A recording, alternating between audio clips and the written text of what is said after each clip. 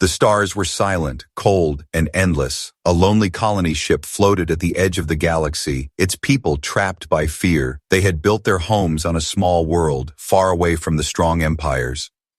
At first, the land was peaceful, rich with water and air, but now their skies burned red, and their children cried in shelters below. The enemy had come like shadows, swift and cruel. They wanted control, they wanted slaves, they wanted fear. The small colony had no warships, no strong defenses, no way to fight back.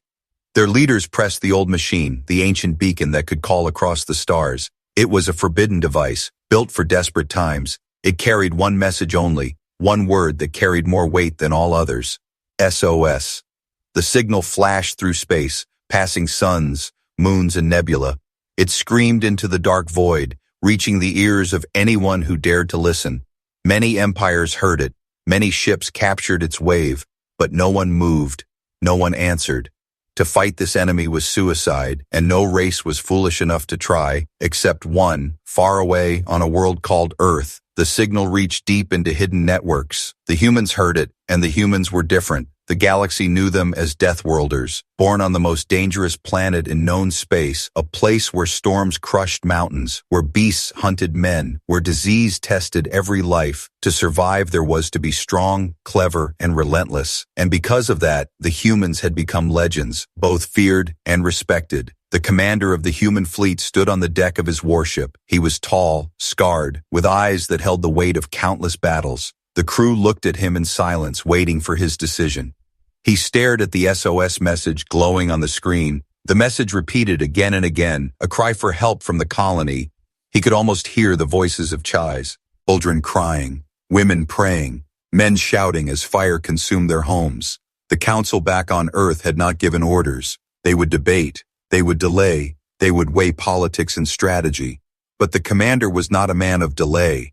He clenched his fist and said one word, "Prepare the fleet." The order carried like thunder. Soldiers strapped on their armor, pilots checked their ships, engineers fueled reactors. The humans were moving, rumors spread quickly through the stars. "The Deathworlders are answering the SOS," aliens whispered. Some laughed in fear, some laughed in disbelief, some prayed it was not true. Because if humans moved, something unstoppable was coming. The enemy who had attacked the colony received the message too. They sneered, they mocked. They thought humans were reckless. But behind their pride was a small tremble of fear. They remembered the old wars, when humans had turned battlefields into graveyards, when human fleets had stood against impossible odds and still survived. The colony's people did not know yet. They hid underground, listening to the sky as enemy ships patrolled above. Children asked, "Papa, will anyone come?" Parents tried to smile but could not hide their tears. The beacon still flashed, lonely and desperate. They did not know that across the stars, engines were roaring. They did not know that the Deathworlders had already chosen. The commander stood again at the front of the warship. He looked into the black space and whispered, "Hold on, we are coming." His words were carried only by the steel walls and the hearts of his crew. But soon, very soon, they would be carried by fire, because the Deathworlders had been summoned, and the galaxy would never forget what happened next.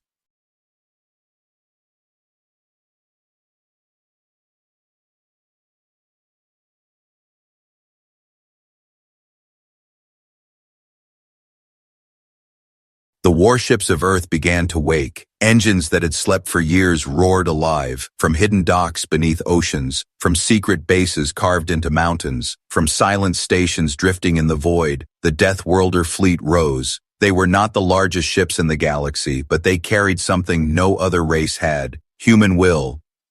The commander walked through the bridge, his boots echoing against the steel floor.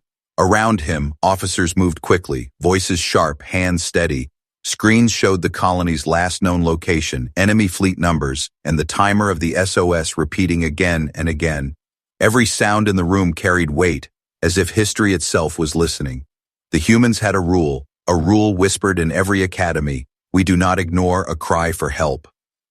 Other empires laughed at it, called it weakness, called it foolish pride, but humans believed it made them strong. For a Deathworlder, to turn away from the weak was the same as betrayal, and betrayal was worse than death. Outside the warship windows, smaller crafts joined formation. Heavy destroyers, sleek frigates, carriers filled with fighters, all aligned in silence. The stars shimmered as thousands of engines burned blue. It looked like an entire world was moving. The commander raised his hand, and the fleet waited for his words. Across the galaxy, they say humans fear nothing, he said, his voice steady. Today, we prove them right. A colony cries for help, and no one answers. We will answer. We are Deathworlders, and we are coming. A thunder of voices roared back through the comms. The fleet was ready, but hidden within their courage was also the weight of fear. They knew the enemy they were about to face was not small. It was an ancient force, one that had crushed other species into silence. Even so, no one turned back. That was the human way. Words spread like fire through the galaxy. Alien true. Aiders whispered in markets, governors trembled in their palaces, mercenaries swore to avoid human space. The Deathworlders are on the move, they said. Some thought the humans would be crushed, others feared the opposite, that the humans would win. For if the Deathworlders won, it meant the old balance of power would shatter. Meanwhile, in the colony, the people huddled in broken shelters, their skies filled with enemy warships, and the ground shook from bombardment. A little girl pressed her face into her mother's chest and whispered, "Mama, the stars are crying." Her mother had no answer, her heart too heavy with despair. But above them, unseen, the galaxy itself shifted, for the Deathworlders were already coming. The enemy fleet circled the planet, their commanders arrogant. Reports reached them that humans were mobilizing. They laughed at the thought. One captain said, "Let them come, we will break them like glass." Another replied, "Deathworlders are nothing but animals with machines." But none of them admitted their unease. None of them dared to say aloud the old legends, stories of human battles where logic failed, where odds meant nothing, where survival became victory. Back on Earth, families gathered around glowing screens. They watched news feeds of the SOS signal. They watched soldiers board warships. And though fear trembled in their hearts, pride burned brighter. Every parent whispered to their children, "Remember this, today you will see what it means to be human." The commander gave the final order. "Engage jump drive," he said, his voice like stone. The stars outside bent and twisted as the fleet tore into hyperspace. The sound of the engines was like thunder rolling across eternity. Every man and woman aboard felt their hearts beat faster. Ahead of them waited danger, but behind them waited a truth stronger than fear. The truth that humans never on, Nord and SOS, and so they came. And soon the galaxy would witness a storm that no one could stop. The colony skies were burning, fires spread across the ground, enemy soldiers marched through broken streets, and the sound of children crying echoed through the night. Every blast shook the shelters where families hid, holding one another, waiting for an end that felt too close. The SOS beacon still pulsed, its signal flashing into the void. But the people no longer believed anyone would come. Then, the sky changed. At first it was only a ripple in the stars, a shimmer of light above the atmosphere.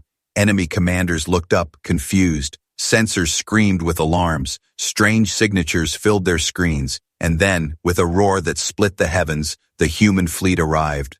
Warships of steel and fire tore through hyperspace and dropped into orbit. Their engines blazed like suns, their hulls scarred with battles past. The colony's people rushed out of shelters, staring at the sky in disbelief. One child shouted, "They came, Mama! The Deathworlders came!" Tears streamed down faces that had only known fear for weeks. Hope returned, fierce and alive. The enemy fleet did not cheer. Instead, they froze. On their command bridges, captains shouted orders. All ships prepare for combat. They had mocked humans in words, but now, seeing the Deathworlder fleet in front of them, a silent dread filled their hearts. The human commander stood tall on his bridge.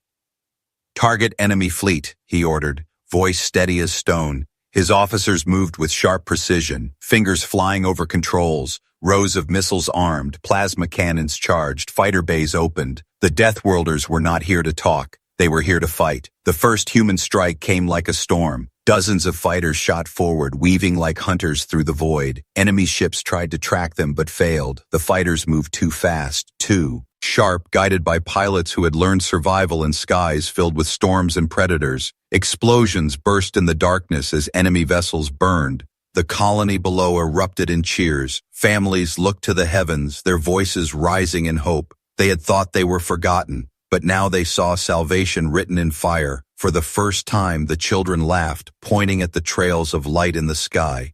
"The Deathworlders fight for us," they cried. But the battle was only beginning. The enemy fleet was massive, far larger than what the humans had revealed so far. From the shadows, more enemy ships emerged, their weapons glowing red. The ground shook as orbital strikes began again, desperate to destroy the humans before they gained control. One blast hit near the colony shelters, sending fire across the fields. Screams echoed, but even then, the people refused to despair. They had seen the humans arrive, and that was enough to believe. On the human flagship, the commander tightened his jaw.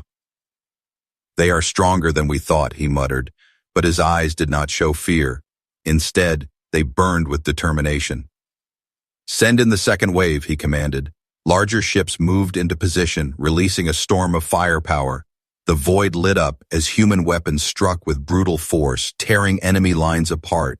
Still, the enemy did not flee. They were proud, ancient, and arrogant. They threw ship after ship at the humans, trying to drown them in numbers.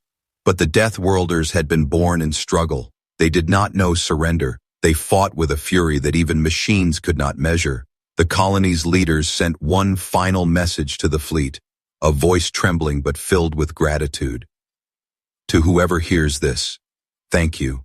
Thank you for coming." The commander listened and whispered softly, "You are not alone anymore." No one else heard his words, but soon the Galaxy itself would, for this was only the first battle. The true war was still to come, and as fire rained across the stars, every alien watching from the shadows knew one truth. The Deathworlders had been born in struggle. They did not know surrender. They fought with a fury that even machines could not measure. The colony's leaders sent one final message to the fleet, a voice trembling but filled with gratitude. "To whoever hears this, thank you. Thank you for coming." The commander listened and whispered softly, "You are not alone anymore." No one else heard his words, but soon the galaxy itself would, for this was only the first battle. The true war was still to come, and as fire rained across the stars, every alien watching from the shadows knew one truth. The Deathworlders had answered the SOS, and nothing in the galaxy would ever be the same again. The battle above the colony raged like a storm. Explosions lit the black void, turning space into fire and shadow. Enemy ships pressed forward with numbers that seemed endless. For every vessel that burned, two more appeared from hyperspace. The sky shook with fury, and the colony's people trembled below. On the human flagship, the commander stood calm. To others, the fight might look hopeless, but for a Deathworlder, hopeless was only the start. He watched the enemy fleet, his sharp eyes tracing their formation, and then he saw it, the weakness hidden in their pride. "Split the fleet," he ordered, his voice sharp as a blade. Officers hesitated. "Sir, we will be outnumbered." "Do it," the commander snapped. The fleet obeyed, dividing into smaller groups. The enemy laughed, believing the humans had made a mistake. But it was no mistake, it was the beginning of a trap. Human ships darted like predators through the void, smaller, faster, more unpredictable than the enemy. They struck in sudden bursts, vanishing before retaliation. Enemy captains shouted in anger, chasing the wrong targets. The battlefield twisted into chaos, and the humans controlled the storm. On the ground, colonists starved. Yet in awe, they saw human warships dive dangerously close to the planet's surface, firing upward with perfect precision, striking enemy cruisers from below. The air shimmered with heat and light. Children pointed at the sky shouting, "They fight like hunters." The enemy grew desperate. They launched massive war machines, heavy dreadnoughts that dwarfed human ships. Their weapons could burn cities in one blast. The colony shook as their cannons charged. It seemed like no one could stop them, but the commander had expected this. "Bring the ghosts," he ordered. From the shadows of space, a hidden line of human stealth ships appeared. They were black as night, invisible until the moment they struck. Torpedoes ripped through the dreadnoughts, tearing their cores apart. One by one, the giants of the enemy exploded in silence. The galaxy watched in shock. The Deathworlders had shown their fangs. Still, the price was heavy. Human ships burned too, fighters fell in flames, crews sacrificed everything. On one destroyer, a pilot transmitted his last words, "Tell my daughter, we did not run."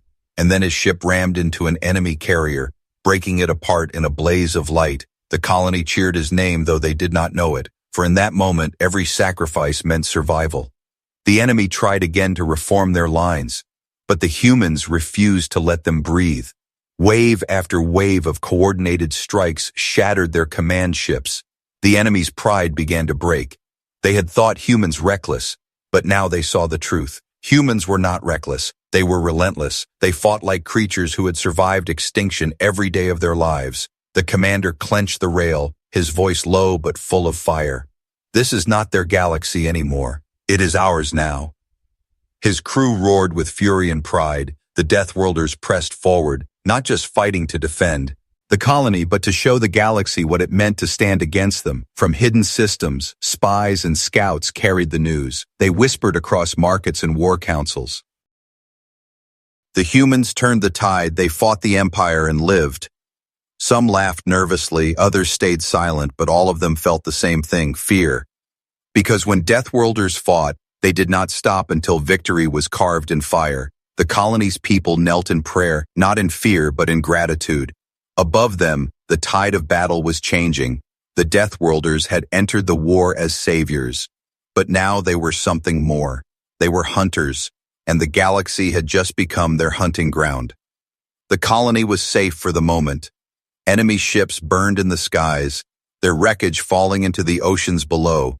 Human warships circled above like guardians, their engines glowing bright. The people cheered, crying out the name of the Deathworlders. But the commander did not smile. He knew this was only the beginning. Reports filled the bridge. Scouts brought news from the outer systems. The enemy they had faced was only a fragment, a puppet force. Behind them, in the shadows of the galaxy, stood something far older, a hidden empire, silent for centuries, now rising once again. The commander listened carefully, his scarred hands clenched at his side. This empire was called the Ver Dominion. Long ago, they had ruled the stars with iron claws. They had enslaved countless species, broken entire worlds, erased histories. When they vanished, the galaxy thought them destroyed. But the truth was worse. They had only been waiting. The SOS from the colony had drawn them out. They wanted to test humanity, to see if the Deathworlders were as dangerous as the old whispers claimed. Now they had their answer, and the answer was fire. In their hidden council, the Ver Lords spoke. One hissed, "The humans must be stopped. They are too dangerous." Another said, "Their world is a death world. They should never have left it." A third snarled, "If they spread, they will consume us all." So they made their decision. They would no longer hide. They would crush humanity before the legend of the Deathworlders spread further. Back on the colony, survivors gathered around human soldiers. Children touched their armor with awe, calling them heroes. The commander walked among them in silence. He saw their relief, their hope, but also their fear. He knew the Ver Dominion would not stop at one colony. This was only the first strike in a war that would set the galaxy on fire. That night, under the shattered sky, a little boy asked, "Commander, will they come back?" The human leader knelt down, his eyes steady. "Yes, they will," he said, "but so will we." The boy's eyes filled with courage instead of tears, for Deathworlder words carried a weight stronger than any promise. Far away, the Dominion prepared its fleets, massive ships that blotted out suns, weapons forged in forgotten wars. They whispered their own warning. The Deathworlders answered an SOS, they said, "But we will write their final message in ash." The commander gathered his officers. On the holomap, dozens of enemy symbols appeared. The galaxy was shifting into war, but he did not look away. He pointed at the glowing signs of the Dominion and spoke. "They think we will run. They think we will bow. They think we will fear." His voice sharpened like steel. "They are wrong." The room filled with silence, then with fire. Every officer nodded, their hearts burning with the same resolve. The commander finished his words. "We are Deathworlders, and if they want war, then let the stars remember who we are." The colony survivors heard rumors of what was coming. Fear returned, but so did determination. For now they knew, the galaxy's balance was broken, the Ver Dominion was rising, and the Deathworlders were the only shield left.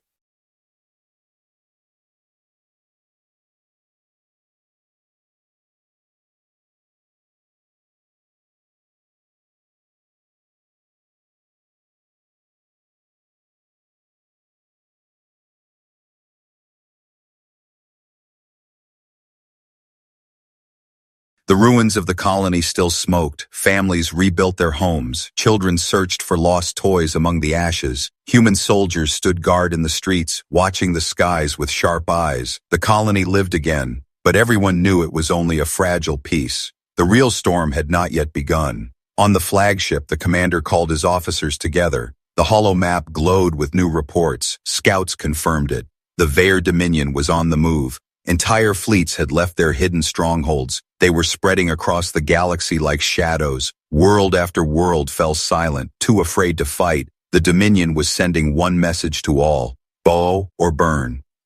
The officers stared at the glowing map. Some whispered that the fight was too big. Others feared Earth itself would be next. But the commander's eyes burned with fire. He slammed his hand on the table and spoke. No, we will not bow. We will not run. We will not watch the weak be slaughtered. The room fell silent. Every soldier listened, every heart pounding. The commander's voice grew louder. From now on, any world that cries for help will not cry alone. We are Deathworlders, and we answer every SOS. The words spread through the fleet like lightning. Pilots repeated them. Engineers whispered them. Even the wounded in the medbays clenched their fists and smiled. The message traveled further still, carried by traitors, smugglers, and spies. Soon, across the galaxy, species who had given up hope heard it. The Deathworlders made a vow, they said. They will stand with us. Small races began to move. Tiny craft with weak weapons joined the humans. Not powerful, but loyal. They brought food, supplies, and knowledge of hidden paths through the stars. For the first time in centuries, the weak had hope. The Vair Dominion laughed when they heard this. One lord sneered, "The animals gather pets. Let them come. We will crush them all." But in their councils, whispers of fear grew. They remembered history, the old wars where humans had faced impossible odds and still survived. The Dominion knew what it meant when Deathworlders made a promise. It meant they would never stop. Back on Earth, the people gathered in cities. They watched broadcasts of the fleet's vow. Mothers held their children tighter. Fathers raised their fists. Old veterans stood tall once again. The whole world seemed to speak with one voice. We are Deathworlders, and we do not abandon the stars. On the colony, a little girl who had once cried in fear now stood beside a human soldier. She looked at the sky, her eyes bright with hope. Will they really fight for us all? She asked. The soldier knelt, his armor scratched, his voice calm. Yes, he said, for that is who we are. But even as hope spread, the shadow grew darker. The Dominion was not standing still. They were building, arming, gathering their ancient power. Their fleets covered the skies of 100 worlds. Their weapons could crack moons, and their hate burned hotter with every rumor of human defiance. The commander knew what was coming. He looked at the stars from his bridge. He whispered, "They think we are afraid. They think we are weak." His eyes narrowed, his voice sharp as steel. They will soon learn what it means to summon Deathworlders. And so the vow was made. The Deathworlders would stand for every weak voice. The galaxy had chosen sides, and the war that followed would not be for one colony, it would be for the fate of every star.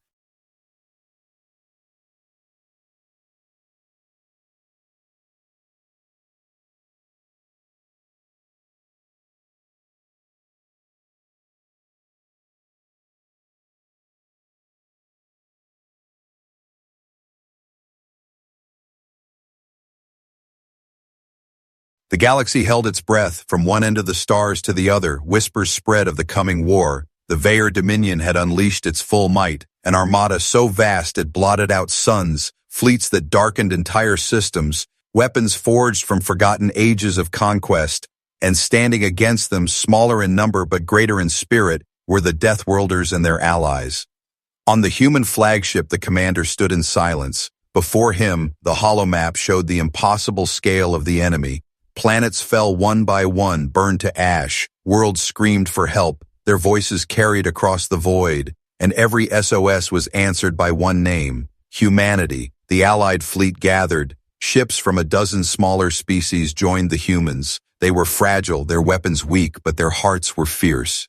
For the first time, the galaxy's broken races stood together. They were not united by fear, but by hope. Hope carried on the backs of Deathworlders. The Vaer Dominion sent a message across the stars. Lay down your arms, surrender your fleets, or be erased. The humans answered with silence, then engines roared, weapons lit, and the battle began. The first clash shook the heavens. The Dominion Armada advanced in endless waves. Their dreadnoughts unleashed beams that split moons, but the Deathworlders struck with fury. Fighters swarmed like hunting wolves. Destroyers darted between giants, unleashing torpedoes into their hearts. The void erupted in fire. On the colony below, survivors watched the sky tremble. Every explosion lit the night. Every blast shook the ground. Children clung to their parents, whispering, "They are fighting for us." And the parents nodded with tears, for in the fire above they saw the truth. Deathworlders did not abandon those who called. The battle turned again and again. For every enemy ship destroyed, another two appeared. Allied fleets began to break. Smaller vessels burned, but the humans never stopped. Every loss was met with more fury. Every sacrifice fed their will. They fought like predators, like storms, like fire itself. The commander stood unshaken, his voice steady through the chaos. "Hold the line," he ordered.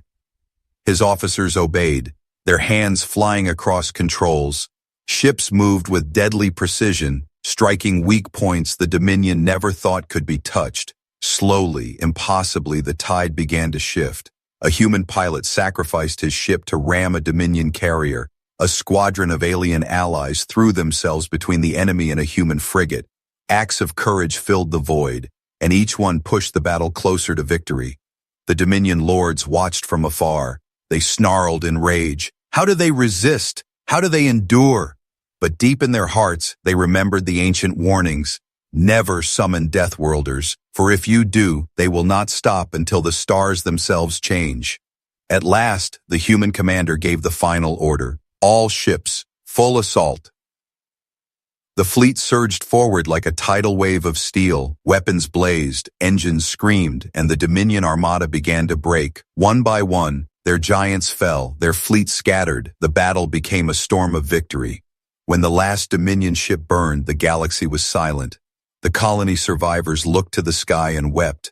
The Allied fleets cheered, their voices carried across channels, and the humans stood proud, their vow fulfilled. The SOS had been answered. The Deathworlders had fought, and the galaxy would never forget. The commander gazed into the stars, his scarred face lit by the glow of dying fires. "They will come again," he said quietly, "but so will we." For the Deathworlders had made their place in the galaxy, not as rulers, not as conquerors, but as guardians. From that day forward, every world knew the truth. If you send an SOS, the humans will come, and when the Deathworlders come, the stars themselves will tremble.